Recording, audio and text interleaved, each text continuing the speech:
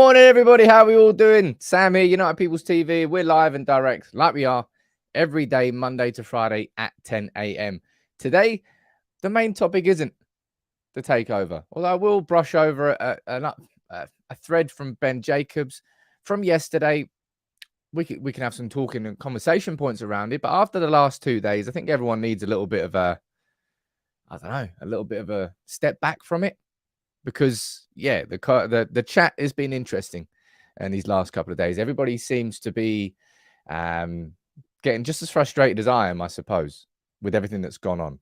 But today I really want to focus on what I think is an absolutely fantastic video of a Ten Hag speech to Garnacho in front of his family. Garnacho, of course, signed his first, I believe, is that his first professional contract? Well, his first 5-year contract anyway. He signed last week, keeping him at the club until 2028. And it was a cracking reminder of the motivational abilities of Erik Ten Hag as a manager. It was something that a lot of us revered about Ten Hag before he came in, and now we're seeing some examples of it. We kind of always have, but I want to run through that video. We can have a discussion about that. I want to speak about how crap Frank Lampard is. What a shame. And there's other news. Wout Weghorst wants to stay at Manchester United, according to the Telegraph. But we're not in conversations. Not just yet, anyway. I don't think that will change. Who's down there in the comments? Good morning to you. Natasha, Richard, Paula, Ned, good morning to you. Fred, great to see you smiling again. I was smiling yesterday. I was just a bit, I don't know, kind of felt a bit done with it all. Not done with it all. It's just, how many times can you have the same conversation? Sort of feeling. And that's where the frustration really came. Miss Teacup having a go at me for being 1 minute late again. 10:04 is the new 10:03. Has nobody told you that? Jamie, Ian, Manoil, nice to see you there. Haven't seen you in a while. Saeed, Jonesy, Vicky, you're there too. Jonathan, Julie, and Josh, T, and Or. I can see you all there as well. The regulars, good morning to all of you. One thing I say at the start of the show is latest episode of the podcast is out. It's me, Alex, and Bao. We chat about, well, you can see what we chat about right there. We chat about the top four. Is that the top four race done? I don't know whether the top four race is done. Well, it's not done just yet. Let's be completely honest, right? It's not done just yet. However, it's all in Man United's hands, and it was nice to catch up with the lads. I really enjoyed doing the podcast. I wish that we could do two a week properly. I love doing them. It's something completely different, isn't it? And something that I enjoy doing it and speaking with the lads and the mates that I've made through being a United fan and through going to United games. So if you do want to enjoy that, it's on Spotify, it's on Amazon, it's on Apple, it's on anywhere you want to listen to it. What's going on down here this morning? Let's have a look. Kevin, you just gifted 5 memberships. Oi. Jay. Hey, this is exactly why. You can see down there. You can see the giveaway this month. I apologize for calling it giveaway. It's not actually a giveaway. It's a raffle draw. Jay, you just gifted 50 memberships. Full screen. That's a full-on. Might have just broken it there. What a ledge. Man. It always blows me away. The generosity and the inclusiveness of this community. And how much you enjoy what we do. And how much you want to bring other people in. Kevin, you just gifted 5 as well. But, sorry, yeah, you did just gift 5. But, Jay, you just gifted 50. And it enables us me and United People's TV to do stuff like this. Look, giving away 500 quid cash this month. It's only £1 per ticket. Anything extra from that will be reinvested back into the channel.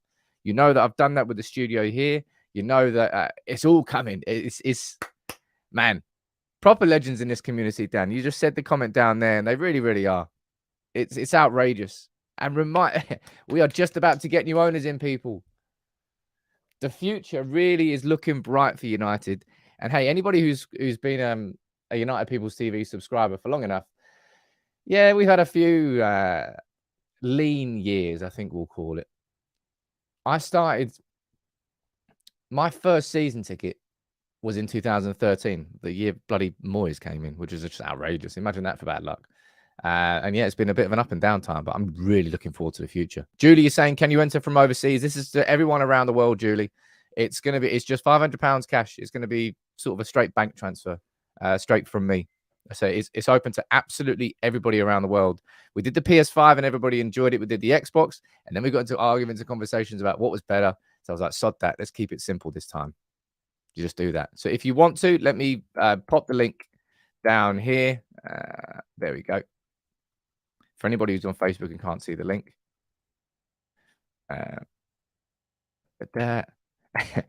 Isaac Julian, give me a shout out for once. There's your shout out, buddy. Welcome to the community.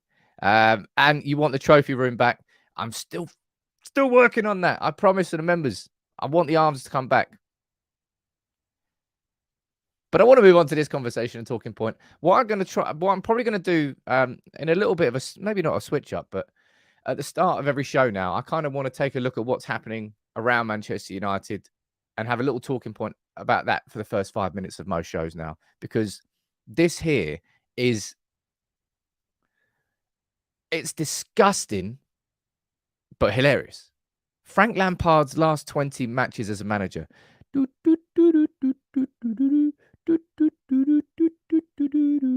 Always won a game.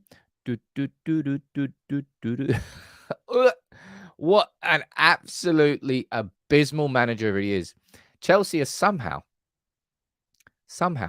in a worse position than when he came in.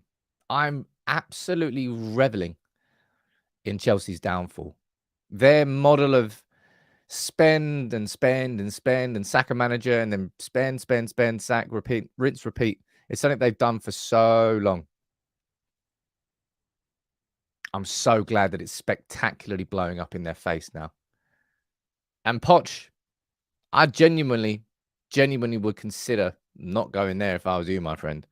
Really would. Jordan, what you saying here, buddy? Sosa bringing it up, but I can see the Glazers pissing off the Qatari lot. What if they go for Liverpool? We are definitely screwed then. Well, that's a lot of hypotheticals there, my friend. There's a lot of hypotheticals. So I won't be worried about that just yet. JJ saying, hey, Sam, when are the deep research videos coming back? Really enjoy them. They are coming back very, very soon, JJ. In fact, they're all in the background already. I've been working on it with the research lads. I just need to bring in Miles. If you're watching, I need to speak to you again about editing, because I need some help with video editing for those videos to be able to come out properly. They have to be done differently. They take time. And at this moment in time, there's no time for me to do that. So that's why I need somebody to come in and help me with editing. Whew. But look, if you want to talk about madness in football around the world, this right here is it's not leaving me head scratching, but it's sort of like, look at that. Barcelona's sporting director is leaving Barcelona. Well, he's already left. Well, it's been confirmed he's leaving. And he's joining Aston Villa. Just say that sentence. Barcelona's sporting director has decided to leave Barcelona because he's joining Aston Villa. It's a testament to how well Aston Villa have done with their new owners, and they've got Unai Emery in, and that now they're going to bring him in. It's massive for Aston Villa. Now, in the last few years, I think Alemany went into Barca in 2021, thereabouts. So last few years, he's been the guy sort of scraping the barrel, trying to see what they could sign and it was for a tough time. But it's impressive of Villa. It goes to show where they're at in terms of the trajectory of their club, and also how bad it is at Barca. Honestly, I'm not going to tempt fate here. I probably am. Do not be surprised if the De Jong to United rumors not only sort of resurface this summer, but get louder, because they really are. They're in the same situation they were in last season, but they can't all of a sudden activate all these random levers and just, here's a bit of money. We've sold off 20% of our future event. Barca are in a bad place. And they've just taken out 1.5 billion in financing to pay for their new stadium. I really genuinely do expect the De Jong rumors to sort of rear their ugly head again. And I don't know whether it's going to end in a better situation, but yeah, I kind of expect them to come back. Ash, you're saying, I would take the Chelsea job, work 6 months, get sacked, paid off. Yes, please. Man, one more time here. One more time. Let me pull that photo up. Chelsea's tears. Tastes great. Was it Lampard? Wasn't Gerrard the manager of Villa before Emery? And then Emery's came in, and if you look at Villa in 2023, I think only City have got more points than them. He's turned them from relegation candidates to European football next season. And that was Gerrard. And then Lampard. Lampard's just been. How is he still getting these jobs? Honestly, it just makes you scratch your head. I think he's got to do the right thing and go, you know what? Should probably just step away from this now because he's damaging everybody. Funny though, I'm enjoying it. I'm absolutely enjoying it, and especially when you watch United doing so well at this time. So yesterday's video that I did, I said I was going to do it. It's kind of based off the Athletics in-depth article where they ran through the squad depth at United on a position-by-position basis. And in that video yesterday, I got rid of the names that I don't think should be here next season, and I kind of whittled down our squad into what I think would be I don't think it's all possible in one summer. Don't think it's possible to get rid of the amount of players that I think we should be getting rid of. But it was an interesting video to do. If you enjoyed it, or if you haven't watched it yet, just go and watch it on the channel. There's going to be plenty more videos like this in terms of looking towards the future. What's Ten Hag's dream summer transfer window? I've already taken a look at the 5 or 6 strikers I think Ten Hag should be looking at. I'll do the same when it comes to midfielders, when it comes to right backs. And there's so much of this exciting type of content I want to do. And it's why we want this ownership situation out of the way so we can start focusing back on the football again, which is what we all want to do. Hey, Jibak, I say this quite a lot, man. I say this quite a lot. Like Solskjaer got slagged and slated for what he did at Manchester United. He's 10 times a manager that Lampard, I think, will ever be. I think he's kind of shown that. Anthony Gandy saying, has Martial been put on the transfer list? Where in the world does that come from? Martial on the transfer list? Honestly, who's pulled that out? Is that just like a random? That sounds like something that football Twitter's been making up. I've not seen that anywhere from anybody even slightly reliable. Interesting one. Oh, poll for today. This would be a good one. The player of the month, right? Let me get the 3. Let me get the 3 up here, and I'll add it onto the poll. And then at the end of the show, we can choose as a community, and that's who the vote will go for. MUFC player of the month, April. There's 3 options there. You got Bruno, but Lindelof, and you've got Shaw. The fact that 2 defenders are there kind of goes to show you what sort of month we've had. Jonesy, you've just said it down there. You said that's actually quite a difficult poll, and I'll be honest. I think that's a fair comment, because if I'm saying cases for each of them, Bruno Fernandes had his foot in a bloody protective boot, and then within the next 6 days played 180 minutes and was instrumental in both performances. Well, they did miss that chance against Spurs. Oh. But Bruno's just been incredible. Victor Lindelof has been... I honestly feared for the rest of Manchester United's season. I really did. When Martinez got that injury. And Varane, of course, got an injury in the same game. Both of our first choice centre-backs being out. So Lindelof and Shaw, you can kind of apply it to both of them. They have stepped up incredibly. Erik Ten Hag would have built a bit of a bond between... I mean, he's kind of been doing it with Luke Shaw all season because Luke Shaw stepped in against City. I think with Luke Shaw, I think he's played at centre-back. How many times? I don't know how many games he's played at centre-back. Manchester United are undefeated when Luke Shaw's played at centre-back. And Victor Lindelof has really stepped up.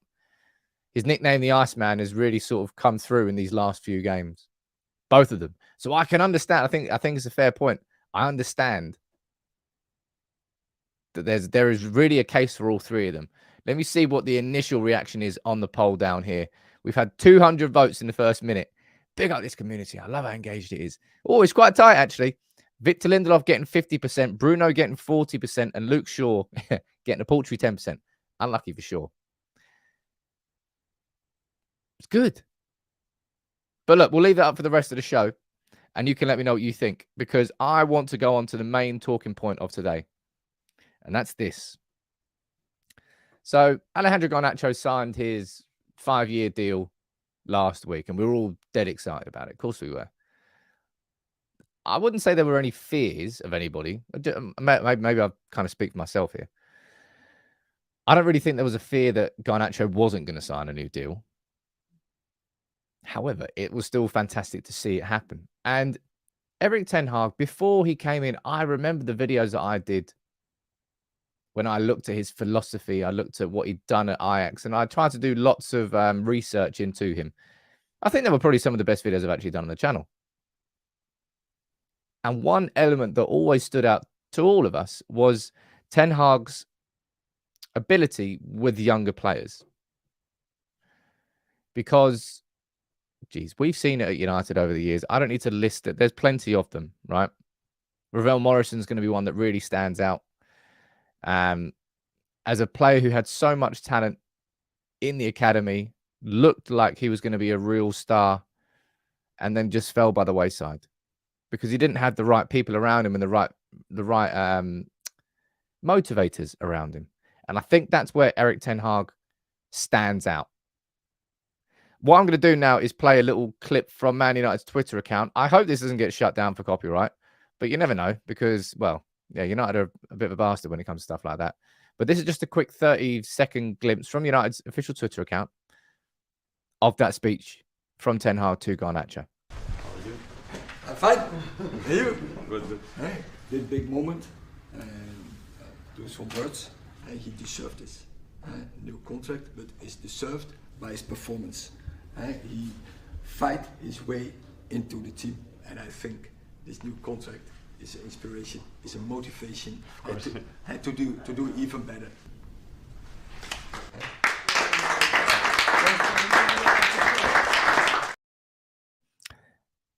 The whole speech goes on for longer, and what I'm actually going to do, I'm going to cover this in a separate video at lunchtime today. That's how much of a focus I feel this needs, because it's nice to have a little bit of a distraction away from talking about the takeover, but also nice to speak about wider points like this. I enjoy doing deeper dives, and I like the positive side of things. And Ted, look, this sentence there in particular, I think he's got the talent to do it, but the talent's got to work. The talent does not work, because talent that does not work will not go far.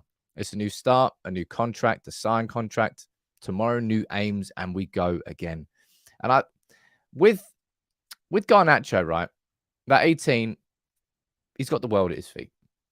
It's not going to be the first player we've ever said that about, because it's not, and it won't be the last player we ever say that about. I'll tell you what, with Garnacho, something that I think will certainly have an impact on him, and I don't mean this in a negative way. He's about to become a father as well. I wouldn't have done that at 18. But hey, I'm not a professional footballer. Life choices, and him and his girlfriend are going down this direction. He's going to be a father at 18.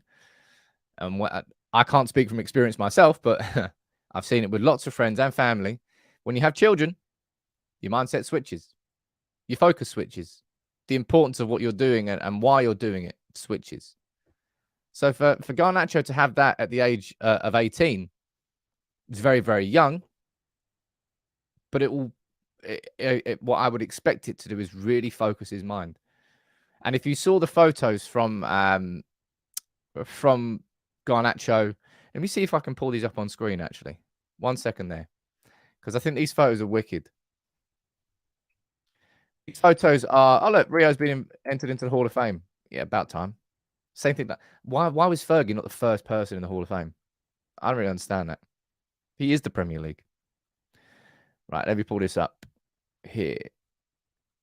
So the reason I'm saying this is nice. So this is Garnacho getting the that's it there. Look at that.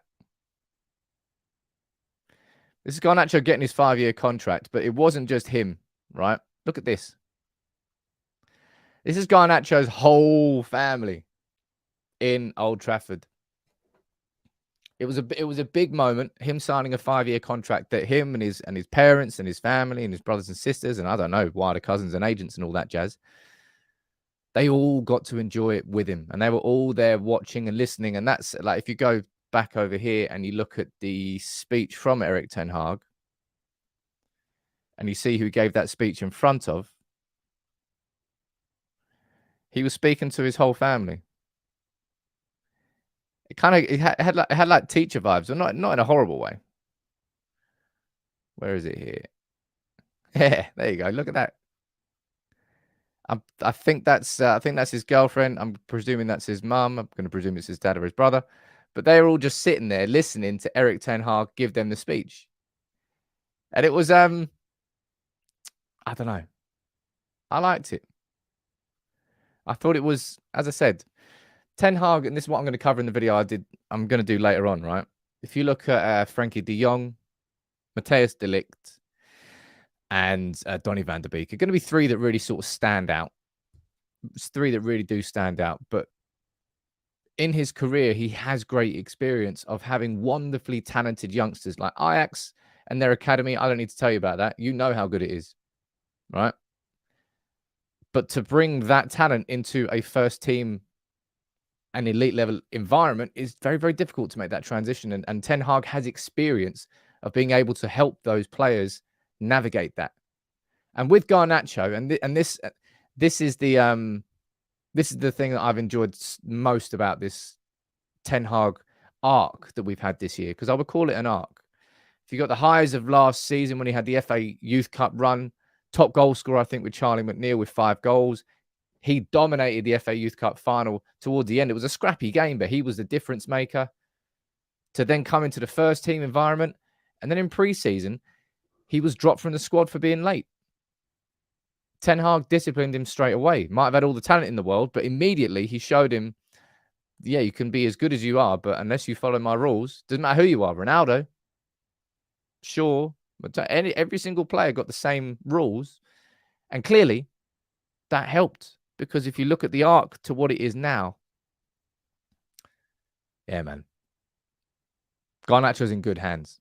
I said that we won the FA Youth Cup at the right time. First time in a decade that we have won that tournament, and we won it at the right time. Garnacho's come through. This is his breakthrough season. I think next season will be Kobbie Mainoo's breakthrough season. You know, he's technically broken into the first team, but he hasn't really broken through per se. He's made a couple of appearances. Whereas Garnacho has just signed that 5-year deal, and he's a star already in this squad. So much so that Ten Hag won't let him go to the Under-20s World Cup. I'm going to go down and read a few of your comments on this because I've been waffling for a little bit there. Michael's saying, did the club fly his family over? I don't know. I don't know whether his family, I presume that his whole family doesn't live here. But I don't know that, if I'm being completely honest.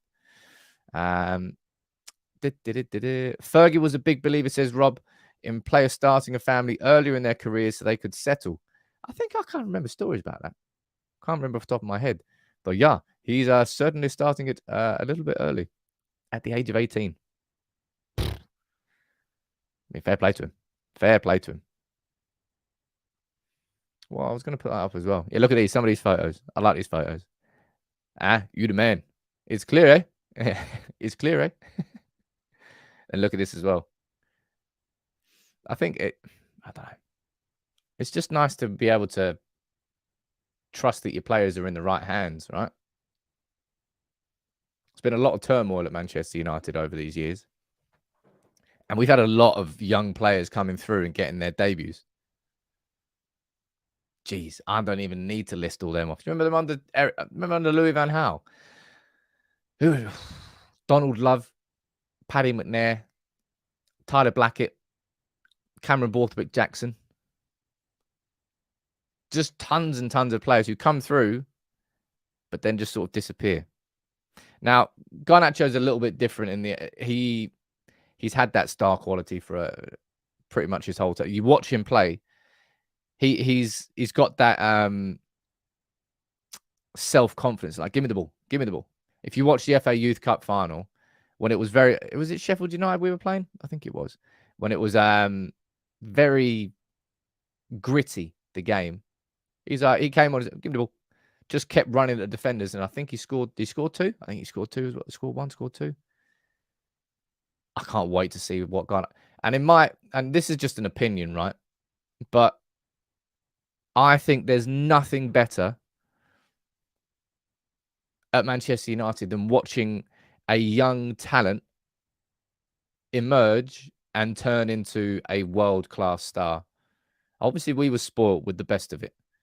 When Rooney came, he was more than a talent when he came, but he turned into a world-class star at the club. Ronaldo is the perfect example of that.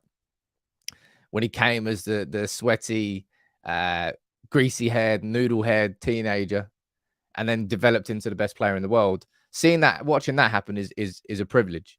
Nemanja Vidic, when he came and turned into a star, Patrice Evra, when he came and turned into a star. There's so many examples of it, and they've always been my favorite types of signings. Van Persie is the anomaly, I would call it, of signing a player who's already at his peak and then performs at that level at Manchester United. But typically, over the years at our club, they've not worked out anywhere near as much as signing players with young talent and having the right coach to bring them through. And yeah, Ten Hag is the right coach, man. He really, really is. And I thought that video was a fantastic reminder of a key aspect of Ten Hag's coaching ability that I think not that we've forgotten about it, but we haven't really been talking about it as much. Van der Sar, geez, man, I thought we signed Van der Sar a few years late. Even then, he was amazing. What else are you saying down here? David's saying, credit Ten Hag coming in the club. All the shit zone circus was going on. He just went about his business with the team. Yeah, man, he's clinical. He is clinical. He's kept to his own principles, even in the wobbles and we've had the peaks, but in the troughs, he's come out of it the other side with the exact same principles, and he's kind of like driven through to the point now where, yeah, he's got some real respect, I think, among the players and among the club, among the powers that be, although hopefully those powers that be won't be there much longer. Sigmund saying, who's the one young prospect? That's a good question. Now I'm going to pull that up on screen. Who's the one young prospect you wish made it but didn't? You can let me know. Answer on a postcard down there. I've already mentioned it there. That Ravel Morrison for me is one that stands out. I thought Will Keane was going to be an absolute stunner of a goal scorer for United. I really, really did. I think it was, if I remember correctly with Will Keane, he had dominated the under-20. Was that? No, he won the FA Youth Cup, I think. And he was about to join Manchester United's pre-season tour next. And then he did his ACL, I think, when he was on England duty. Adnan Januzaj is a really good shout. Jeez, Januzaj. James Wilson. I don't know why I always tell people this. It's easily the worst football take I've ever had in my entire life. I remember once saying that we shouldn't sign Harry Kane because it would stunt the growth of James Wilson. Yeah. We're all out bad football takes sometimes.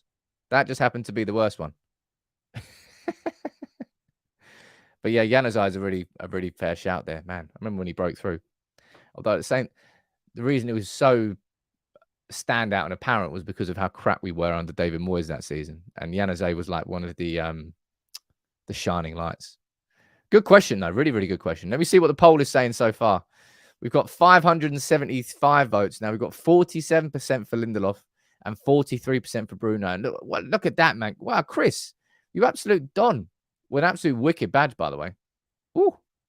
Chris has just gifted 10 memberships. What a ledge, man. Oh, actually, I'll tell you what. Let me show you something here. Now that we're live and direct, let me pull this up because you'll be excited about this. I mean, I hope you'll be excited about it. Let me show you some of these. Where are we? I'll go for that one there. I'll go for that one there. Right. So, I've been speaking about this with you for a while now on custom emojis. So I've been working with an artist behind the scenes on getting them created and made for the United People's TV community. And we are nearly ready to go. Well, we're ready to go with some of them, not all of them yet. But I'm going to pull some up on screen here, and you can let me know what you think about them.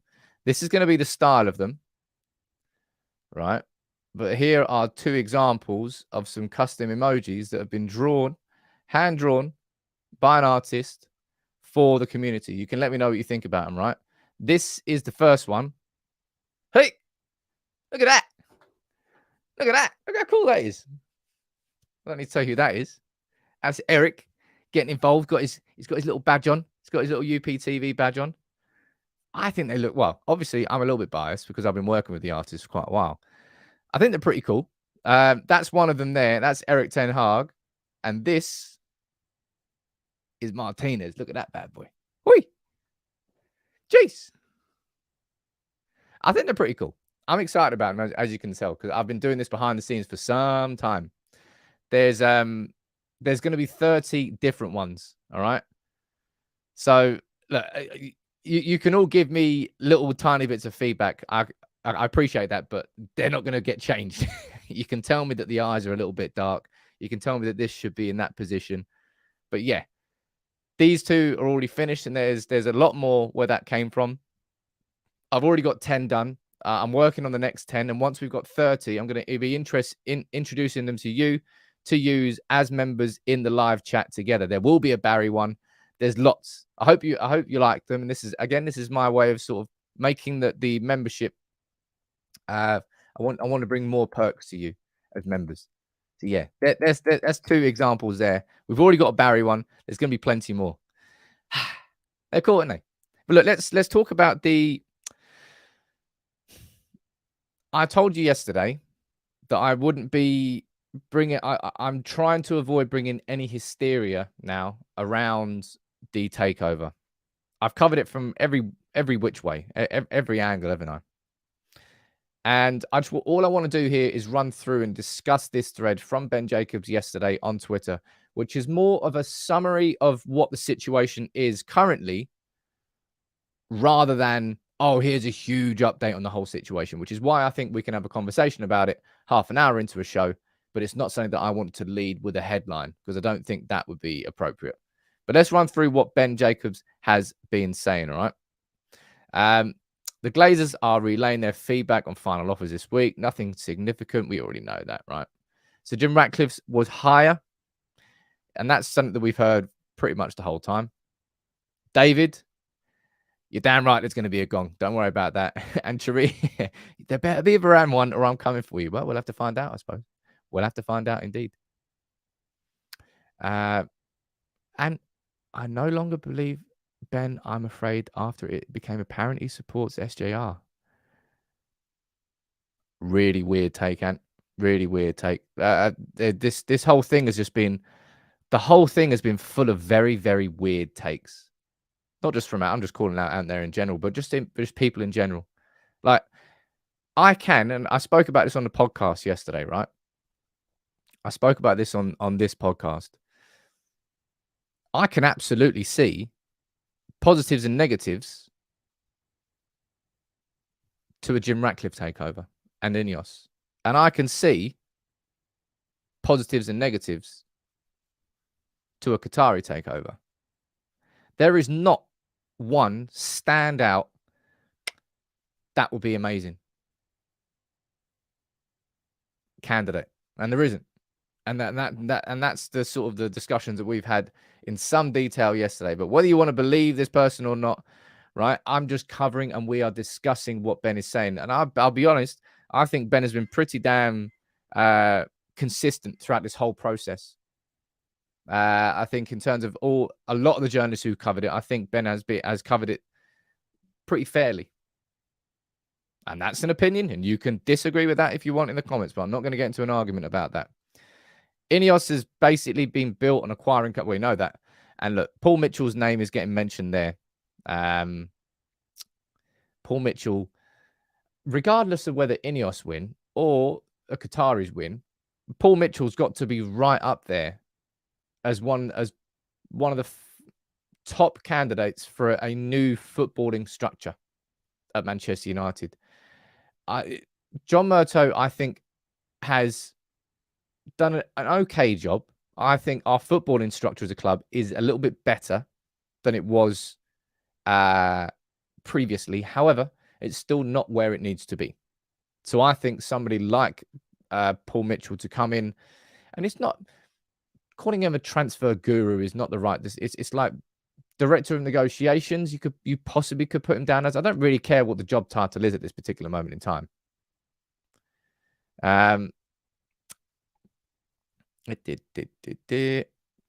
Sheikh Jassim hasn't given up. Still confusion over 9-2's. 1 second down there. I'm getting distracted down there. And right, I'm calling you out on this, man. I've spoken to Ben like 8-9 times. Right, I know who his sources are, and you're spectacularly wide of the mark. So don't go down there in the comments and tell people what they should and shouldn't be doing. Like, allow people to have their own opinions, man. Please. That's what I mean. You know what? I'm sod talking about the takeover right now, man. People are just so, I don't know. And it's a perfect example there of people that really will try. And I'm sorry to call you out on it, but I have to, because you're just an example of what I've seen for a lot of people in a lot of places. If you say one thing negative against another, and that's where that word agenda comes in. Oh, you've got an agenda. Oh, you're xenophobic. Oh, you're racist. No, no, I'm just covering it here. Vicky, Miss Teacup saying, Sam, take a breath. No, I'm calling people out on it. I'm calling people out on it. All right. I'm tired. I'm sick of it. Sick of the speculation. You know what? Of course, all of this frustration, you know what it all boils down to. It's the Glazers. It's pent up, and it's been there for what, nigh on 20 years. Jeez, can't wait until it's done. But look, let's move on to a little conversation we can have around Wout Weghorst. You remember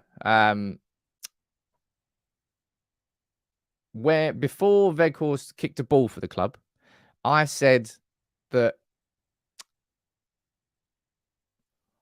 I think I remember what our conversations were. I think we all agreed that if Wout Weghorst could contribute to somewhere between 10 and 15 goals, then he would have had a good, successful loan spell at the club, and you could see him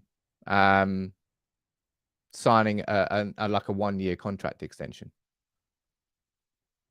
That's not really worked out, right? Wout Weghorst did he did a solid, that's what I would call it. He did a solid job in that first, 12, 13 appearances. When Martial was completely injured, we had no alternative, and Weghorst did a job. Now, I'm sure he wants to stay at the club, but Weghorst is not staying at the club. That ship has sailed. I think we can all agree on that. I defended him previously because I still felt he did a good job, but we've seen in these last few games, after Martial's come back into the team, and we can see how it plays differently. And it's kind of what I know and what I knew. Weghorst can't operate on that level, and the startling the drop off, I suppose, is a fair way to describe it. Weghorst, I don't think will be signing that new contract. And then when you say that and add on to the fact that I think Martial should be sold this summer, like, you're just going to have to put one big old question mark next to Anthony Martial and say, what if? What if? You know how Sigmund just asked there in the comments, said, what was that one player, that one youth player that you wish had made it that didn't? What one player at Manchester United, my one on top of that, what one player at Manchester United do you wish never had the injury problems that he did at the club? One that springs to mind straight away is Owen Hargreaves. But Anthony Martial is definitely one that you can have a shout for that as well. And it's going to be sad that when he leaves, and you're just going to have to go, well, I didn't quite work out. But Martial would have been absolutely fantastic if he didn't have those injury issues, but he always has. And I just don't think that Manchester United, past this point, can really, I don't know. We can't afford to go into next season and Martial still be in the squad. And if that is the case, and Weghorst leaves, and we don't have a number 9, We've got to get 2 strikers this summer. I don't know how we're going to do that, though. Lots of you saying Owen Hargreaves down there, and you're saying Erik bye, man.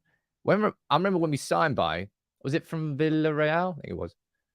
And that was at a time where we just couldn't play it out from the back with the ball, and we didn't have a centre back who had any sort of hint of pace. And then we signed bye, and we were like, bing. Damn, that was unfortunate. Popper, a few of you are saying down there, Phil Jones. I mean, you can't not say Phil Jones, right? Jeez. Yeah, it might be. It may well be. Phil Jones is up there. Owen Hargreaves is up there. Martial is definitely up there. A few of you saying Paul Pogba. It's not as much as the others, I don't think. Makeda should have made it. Nah. But look, Weghorst, he might want to stay. He can't stay at the club. That ship has sailed. Something that's really important that's happening at 4:30 today, by the way, is Jimmy Murphy is finally getting his statue at Old Trafford. Jimmy Murphy, the man who was responsible for guiding United through the most difficult and darkest period that our club will ever have. After the Munich air disaster, with Sir Matt Busby hospitalised, Jimmy Murphy was there, and he took over the club. And he got Manchester United to the FA Cup final that year, which I believe we lost against, was it Bolton and Nat Lofthouse? I think it was. But at a time when our football club was in bits, he managed to hold it all together. And I have no idea. I have no idea why we've had to wait until 2023 for Jimmy Murphy to get a statue. Honestly, it's staggering that it's taken this long. But he's getting it. And finally, he'll be immortalized outside Old Trafford. And that really is a fantastic thing. That really should have happened a lot earlier, man. A lot earlier. Garlic bread, man. What are you saying down here? Who in the world is Lord Todgemot? Has screwed Chelsea. Are you talking about Bowley? Kicked off. Look, I'm really enjoying. Can we just look at this one more time? It's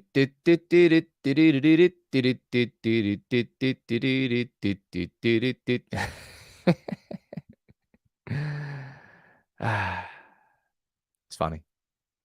One more time. What an absolute. Can I just zoom in on that a little bit more? One sec. Let me open that. Oh, no, don't save the image. Open the image.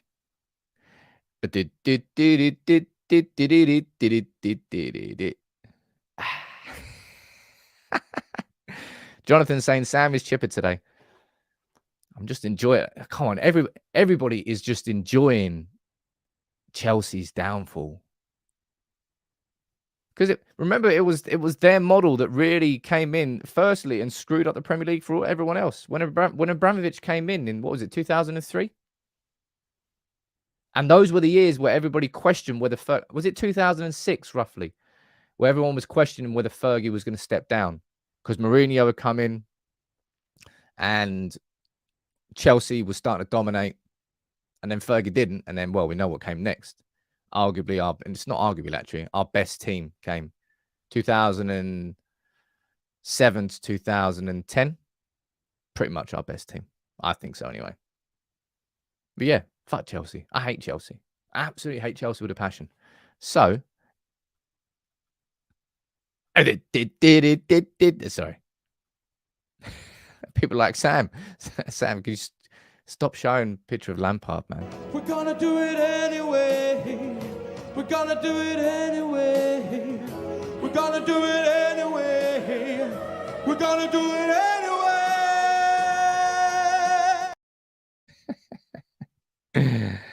I want to quickly say one thing here because I feel like I might have overreacted there. I want to pull this up here, right?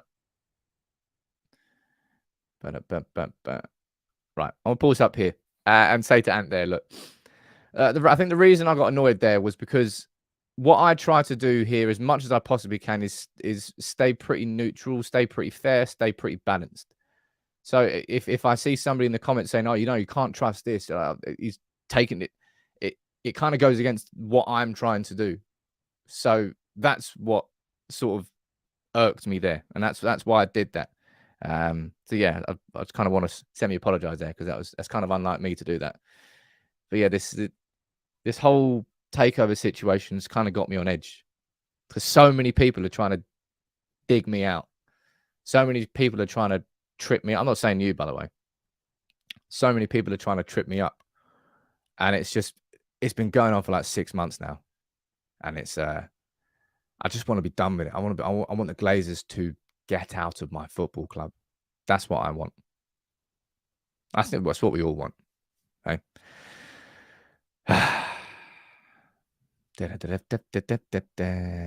Right. Last couple of minutes. You can fire in your questions. Anything you want to ask me about. I'm not sure if you've seen the news yesterday.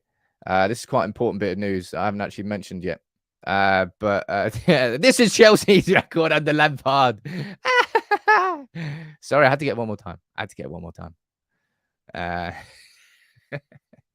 And you're saying I misread Ben's tweet. I didn't realize he was quoting Kasper Schmeichel. There we go. Look, we're all good. We're all good mates here. That's what it is. It's a community. It is a cracking community. Let's see what the vote is actually, right?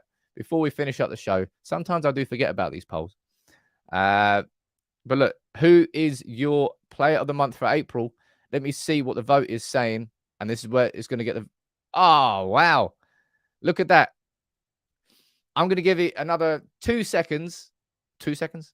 10 seconds for everybody to get your vote in because it is on the edge. Bruno's on 45%. Lindelof is on 46%. And Shaw is down there with 9%. I'm going to go back there in 30 seconds and whoever's winning it wins it there. But I think that's kind of testament to what this month has been for United. It hasn't been the most spectacular month of results and performances for maybe you could say results has. There have been some frustrations, certainly the Spurs game. But Lindelof has stepped up and Victor has stepped up. Well, that's the same person. And Bruno has also stepped up. I can't believe it. It's actually completely split.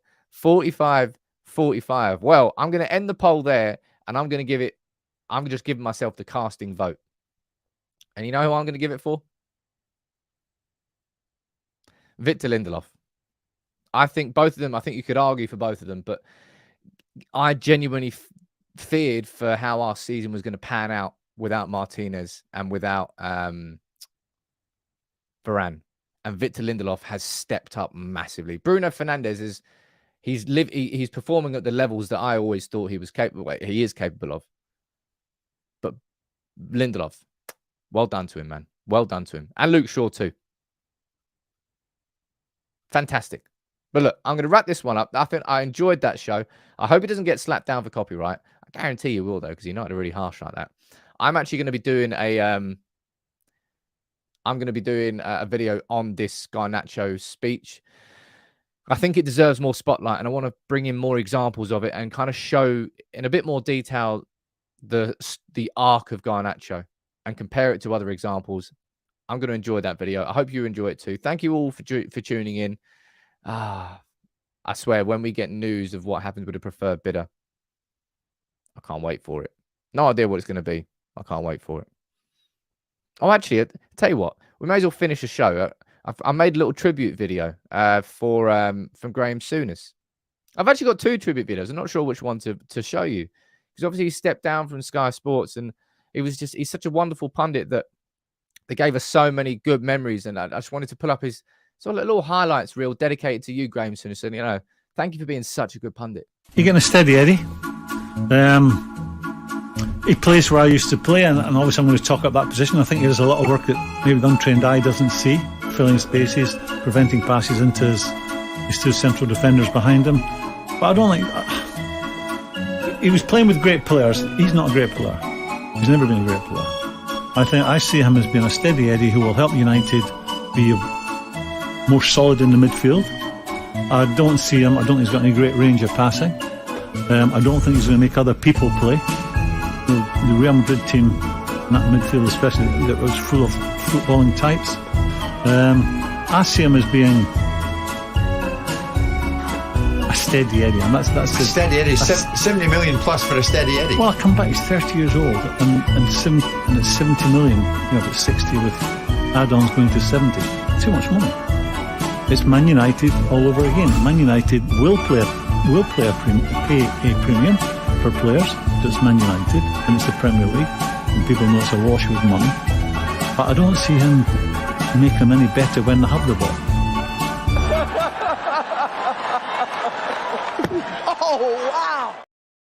I'll always love that video.